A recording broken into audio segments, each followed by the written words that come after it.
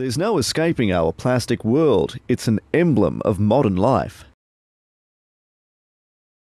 Plastics are hardy, cheap, light and a convenient way to move and store food, but there's growing suspicion about certain plastics called polycarbonates and epoxy resins, which are used to line tin cans. There are some concerns and there is some scientific reports that suggest that the BPA in the container will infiltrate or leach through to the food, and it's the food that we're consuming or the water or the liquid that we're drinking that may then ingest that chemical. BPA-free goods exploded onto the market after the chemical was found in the urine of people who used certain plastic products. When you come to the supermarket, what sorts of things are you picking off the shelf and wondering, is there BPA in this? Because it's not all plastic products. No, that's right. But largely plastic products that might have food within them. Drinks, juice bottles, even plastic bottles, empty bottles, water bottles, so for example. Bottles like this. That's right. And look, here we go. Here's another manufacturer who has identified perhaps consumer concern, and that's a very big label to say we're standing out against some of the others on the market and are going BPA free. But some scientists say just because chemicals like BPA leach into our food, it doesn't necessarily make them dangerous. This product has been around for many decades. I'm not aware of any document to show that someone has died from this plastic.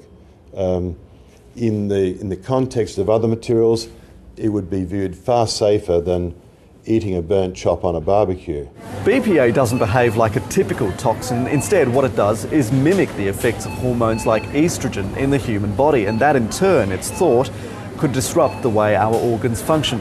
Now, depending on which study you believe, BPA can increase the risk of conditions like heart disease, cancer, diabetes, and even infertility.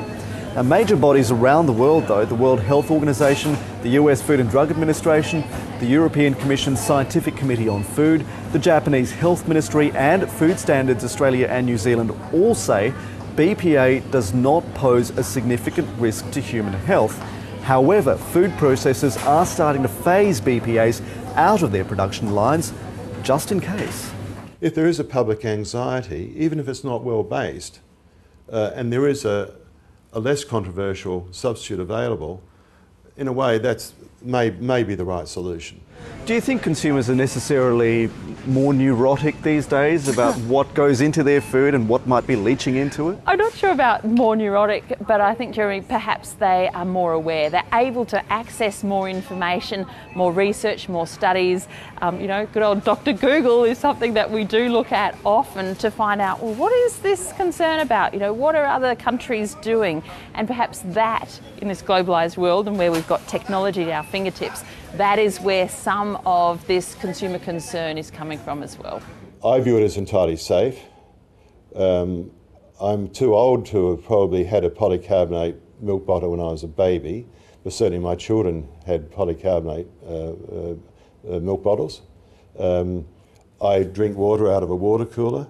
As a person, as an individual, I'm entirely relaxed.